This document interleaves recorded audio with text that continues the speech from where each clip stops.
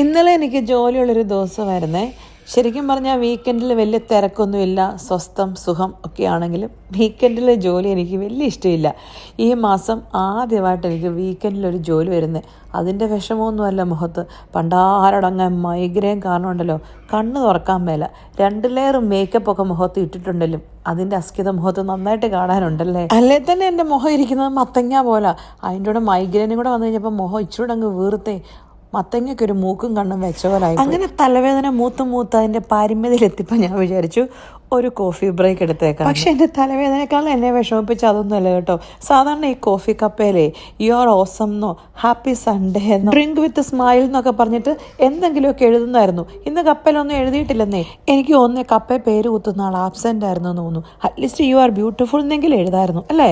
എന്നാണല്ലോ ഒരു വഴിക്ക് ഇറങ്ങിയതല്ലേ.